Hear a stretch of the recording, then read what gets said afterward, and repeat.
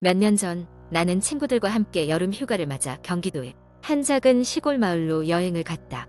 그곳은 깨끗한 공기가 흐르고 고요한 자연 속에서 마음의 안식을 찾기에 완벽한 장소였다. 그 마을에는 오래전부터 전해 내려오는 한 공포 이야기가 있었다. 호기심 많은 우리들은 그 이야기에 흥미를 느끼고 마을 사람들에게 물어보기 시작했다.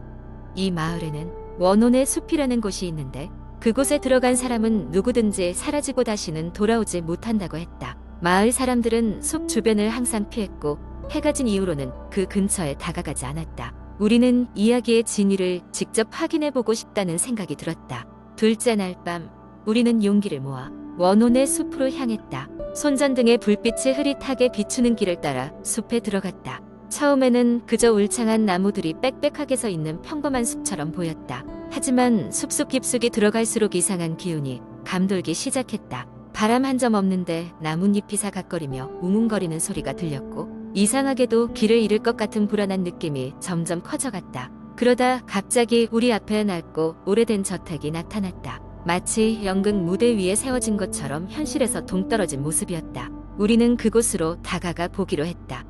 문은 이상할 정도로 쉽게 열렸고 안은 먼지로 가득하고 온갖 형태의 거미줄이 걸려 있었다. 집 안으로 더 깊이 들어가자 벽에는 낡고 바른 사진들이 걸려 있었다. 그것들은 오랜 세월 동안 이곳에 살았던 사람들의 모습인 듯했다. 하지만 그들의 표정은 너무나도 슬프고 고절망에 가득 차 있었다. 순간 집 안 어디선가 낮고 울리는 소리가 들려왔다. 마치 울부짖는 목소리처럼 들렸고 우리는 이내 그 소리가 위층에서 나고 있다는 것을 알 수 있었다. 모두가 두려움에 떨면서도 호기심을 억누를 수 없었다. 우리는 조심스럽게 계단을 올라갔다. 위층에 도착하자 그곳에는 수많은 방들이 늘어서 있었고 그중 하나의 방에서 희미한 빛이 새어나오고 있었다. 문을 열자 우리는 한 여자가 창문 옆에 앉아 있는 것을 보았다. 그녀는 창백한 얼굴에 깊은 슬픔이 드리운 채 멍하니 창밖을 응시하고 있었다. 우리가 방에 들어가자 그녀는 천천히 고개를 돌려 우리를 바라보았다. 그 순간 우리는 그녀의 눈에서 설명할 수 없는 공포와 고뇌를 느꼈다. 차갑고도 깊은 그 눈빛은 마치 우리를 꿰뚫어 보는 듯했다. 갑자기 방 안에 있던 모든 것이 소용돌이치기 시작했고 우리는 정신을 잃고 말았다. 눈을 떴을 때 우리는 숲의 입구에 누워 있었다. 마치 아무 일도 없었다는 듯 주변은 조용했고 해가 떠오르고 있었다. 우리는 서로를 바라보며 방금 전에 일이 꿈이 아니었음을 직감했다. 무언가 설명할 수 없는 일이 원혼의 숲에서 일어났던 것이다. 그날 이후로 우리는 그 숲 근처에 절대 가지 않도록 서로를 다짐했다. 시간이 흐르면서 그날의 기억은 꿈처럼 점차 흐려졌지만 지금도 가끔 그 여자의 눈빛이 잊혀지지 않는다. 마을 사람들은 여전히 그 숲에 대해 이야기하지 않지만 그곳을 원혼의 숲이라 부르는 이유를 이제는 알 것 같았다. 공포와 경외심이 뒤섞인 그 경험은 우리 모두에게 깊은 인상을 남겼다. 이 이야기는 결국 우리 네 사람의 입을 통해 인터넷 커뮤니티에 공유되었고 많은 사람들에게 또 다른 전설이 되었다. 물론 이 이야기를 믿고 숲을 찾는 사람들이 다시 발생하지 않기를 바라면서 말이다. 두 번째 이야기. 한국 인터넷에는 다양한 공포썰들이 전해지고 있습니다. 그 중에서도 가장 유명한 것들 중 하나는 곤지암 정신병원 괴담입니다. 몇 년 전 가을, 나는 친구 셋과 함께 곤지암에 위치한 폐쇄된 정신병원을 탐험하기로 했다. 인터넷에서 여러 차례 목격담을 접한 우리는 밤이 깊어질 무렵 그 병원으로 향했다. 차가운 바람이 불기 시작했고 달빛은 그날따라 너무나도 희미했다. 병원에 도착한 우리는 녹슨 철문을 밀고 안으로 들어갔다. 병원은 흉가가 되어 누구도 찾지 않는 곳이었지만 뭔가 알 수 없는 끌림이 느껴졌다. 입구에서부터 불길한 느낌이 온몸을 감싸왔다. 친구들은 서로 농담하며 두려움을 덜어내려 했지만 웃음은 이내 어색함으로 뒤바뀌었다. 우리는 각자 손전등을 들고 병원 내부를 탐색하기 시작했다. 곰팡이 냄새가 코를 찔렀고 벽에는 오래된 낙서들이 가득했다. 누군가의 발자국 소리가 들릴 것만 같아 모두 긴장했다. 1층은 비교적 무난했다. 아무 일도 일어나지 않았다. 우리는 용기를 얻어 2층으로 발길을 옮겼다. 2층 복도는 더욱 어두웠다. 우리의 손전등 빛만이 유일한 길잡이였다. 어느 방에 들어가 보니 낡은 침대와 함께 한쪽 벽면에 도망가라는 글씨가 휘갈겨져 있었다. 누군가의 장난일 것이라며 웃어 넘기려 했지만 갑자기 친한 친구 중 하나가 몸을 움켜쥐고는 이상한 말을 하기 시작했다. 누군가 우리를 지켜보고 있어 라고. 우리는 그 친구가 단순히 겁에 질린 것이라 생각하고 진정시키려 했으나 그의 눈빛은 명확히 두려움에 차 있었다. 그리고 그 순간 병원 저 멀리서 이상한 소리가 들리기 시작했다. 마치 무언가 끌리는 듯한 소리였다. 심장이 유동쳤다. 우리는 급히 그 소리가 났던 방향과 반대쪽으로 뛰기 시작했다. 계단을 통해 다시 1층으로 내려왔을 때 맡은 구석에서 그림자가 움직이는 것을 봤다. 우리 모두 그 자리에서 얼어붙었다. 그림자는 복도를 걷고 있었다. 우리는 본능적으로 병원의 다른 출구를 찾기 위해 다시 도망쳤다. 등 뒤에서는 알 수 없는 속살거림이 들려왔다. 마치 병원이 우리에게 무언가를 속삭이는 듯했다. 드디어 병원의 한쪽 문을 밀었고 밖으로 나올 수 있었다. 등 뒤로는 아무것도 없었지만 우리는 마치 쫓기는 기분으로 주차장으로 달려갔다. 차에 오른 후에야 안도의 한숨을 내쉴 수 있었다. 차가 급히 출발하며 병원을 멀리할수록 등 뒤에서 느껴졌던 그 불안함도 사라졌다. 곤지암 정신병원에서의 경험은 이후에도 우리 모두에게 오랫동안 잊히지 않는 기억으로 남았다. 그곳에서는 무언가 설명할 수 없는 일이 벌어지고 있었던 것만 같았다. 그리고 그날 이후 우리는 그것이 무엇이었는지를 결코 알아보려 하지 않았다. 친구들은 종종 그날 일을 회상하며 다시는 그런 곳에 가지 말자고 다짐했다. 이후로도 인터넷에서는 여전히 곤지암 정신병원에 대한 새로운 목격담과 괴담이 끊이지 않고 돌고 있다. 그러나 우리의 경험은 그 누구의 증언들보다도 생생하고 두려웠다.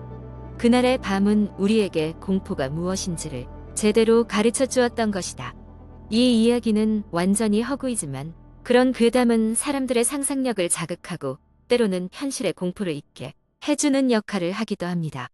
인터넷에서 간혹 보는 이와 같은 공포 이야기는 무시무시하면서도 매혹적인 힘을 가지고 있습니다. 세 번째 이야기. 나는 대학 시절 꽤 오래된 자취방에서 혼자 살고 있었다.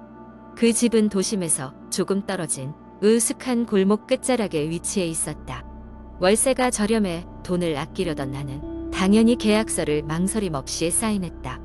집주인은 친절하게도 이 집에는 특별한 점이 없으니 걱정 말라고 했다. 나는 미소로 화답하며 방으로 들어갔다. 그날 밤부터 이상한 일이 시작되었다. 처음에는 매일 밤 시간이 될 때쯤 창문에서 이상한 소리가 나는 것 같았다. 나무 바닥에 낡은 나사못이 비틀리는 소리처럼 들리곤 했다. 처음에는 바람 소리일 거라 생각했고 창문을 닫고 잠에 들었지만 몇 분 지나지 않아 다시 들려왔다. 아마도 오래된 집이라 그렇겠지 하고 넘겼다. 그런데 시간이 지나며 소리는 점점 커져갔다. 이제는 아주 선명한 소리로 누군가 창문 밖에서 천천히 긁고 있는 듯한 느낌이었다. 그 즈음엔 소리가 들릴 때마다 등골이 오싹해져서 혼자 지내는 게 두려워졌다. 학교에서 늦게 돌아오는 날이면 한밤중에 집에 들어가는 것도 겁이 났다. 그러다 그 소리에 익숙해질 즈음 밤중에 이상한 꿈을 꾸기 시작했다.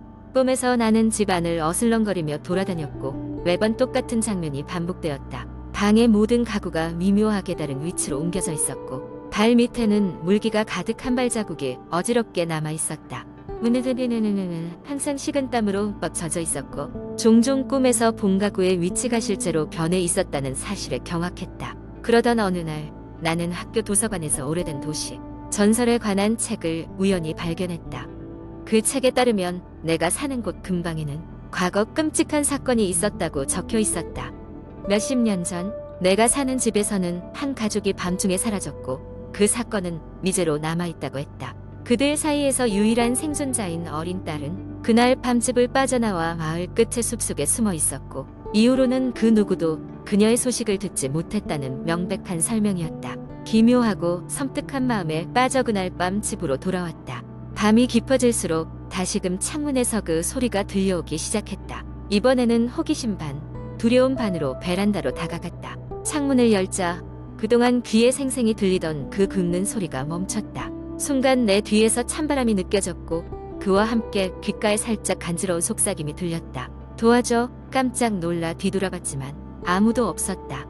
다급히 문을 닫고 방으로 돌아가려고 하는데 바닥에는 물기가 잔뜩 남아있는 발자국이 집 안 구석구석으로 뻗어 있었다. 그것은 확실히 나의 것이 아니었다. 발자국은 집 안을 돌아다닌 후 내가 서 있는 곳을 지나는 경로로 줄지어 있었다. 그 순간 나는 그 발자국이 밤마다 꿈속에서 보이던 것과 동일하다는 것을 깨달았다. 더 이상 이곳에 머물 수 없다는 생각이 퍼뜩 들어 그 다음날 나는 서둘러 이사를 결정했다. 이후 그 집 근처엔 다시는 가까이 가지 않았다. 하지만 이따금 그 소리가 들릴 때면 그 집의 창밖을 바라보는 작은 아이의 형상이 기억 속에 강하게 각인되어 떠오르곤 한다. 무엇이든 그녀의 목숨을 구하려던 어린 소녀의 기도는 여전히 그곳에 남아 있는 것만 같았다. 그리고 어쩌면 그녀는 여전히 누군가의 도움을 기다리고 있는지도 모른다. 네 번째 이야기. 몇 년 전 서울의 한 작은 원룸에서 살고 있던 민지는 언제나처럼 바쁜 하루를 마치고 집으로 돌아왔습니다. 민지는 대학을 졸업한 지 얼마 되지 않아 직장에 들어가 정신없이 일하고 있었습니다. 그날 밤도 야근을 마치고 늦게 집에 돌아왔는데 평소와는 조금 다른 기분이 들었습니다. 집에 들어서니 이상하게도 방 안에 싸한 기운이 감도는 것 같았습니다. 하지만 긴 하루에 지친 그녀는 대수롭지 않게 여기고 얼른 씻고 잠자리에 들기로 했습니다. 침대에 누워 피곤한 눈을 감으려는데 그녀의 귀에 희미하게 물 흐르는 소리가 들려왔습니다. 민지는 욕실 수도꼭지를 다시 확인하려고 일어나려다가 오늘 너무 피곤해서 귀가 잘못 들은 거겠지 하고 생각하며 다시 누웠습니다. 하지만 물소리는 점점 더 선명해졌고 이제는 분명히 누군가 샤워를 하고 있는 소리처럼 들렸습니다. 겁에 질린 민지는 조심스럽게 침대에서 일어나 욕실 문 앞으로 다가갔습니다. 그녀가 손잡이를 잡고 문을 열려는 순간 소리는 멈췄고 욕실 안은 고요했습니다. 문을 살짝 열어보니 욕실 안에는 아무도 없었고 모든 것이 제자리에 있었습니다. 내가 정말 피곤해서 헛것을 들었나 보다라며 다시 침대로 돌아간 그녀는 어렵게 잠에 들었습니다. 다음 날 아침 민지는 어제의 일을 잊고 출근 준비에 몰두했습니다. 그러나 욕실 거울을 보니 뭔가 이상한 낙서 같은 것이 어렴풋이 보였습니다. 가까이 다가가서 보니 어느새 사라져 보이지 않았지만 그녀는 찜찜한 기분을 떨쳐버릴 수 없었습니다. 저녁에 집에 와서는 방 안 모든 전등을 켜놓고 무언가 들어올 틈을 주지 않으려 애썼습니다. 몇 주가 지나고 민지는 점점 그 사건을 잊어가고 있었습니다. 그러던 어느 날 회사에서의 스트레스를 풀기 위해 친구들과 늦게까지 술을 마시고 집에 돌아왔습니다. 문을 열고 들어가려는 순간 민지는 뭔가 이상한 느낌을 받았습니다. 방 안의 공기가 너무 차갑고 묘한 냄새가 났습니다. 그래도 피곤함에 몸을 맡긴 그녀는 침대로 향했습니다. 불을 끄자마자 누군가의 발자국 소리가 귓가에 울렸습니다. 그녀는 얼어붙어 몸을 움직일 수가 없었습니다. 발소리는 점점 가까워지더니 침대 옆에서 멈췄습니다. 숨도 쉴 수 없을 만큼 공포에 질린 민지는 눈을 질끈 감고 이 상황이 빨리 끝나기를 기도했습니다. 그 순간 차가운 손길이 그녀의 이불을 붙잡고 끌어내리려는 느낌이 들었습니다.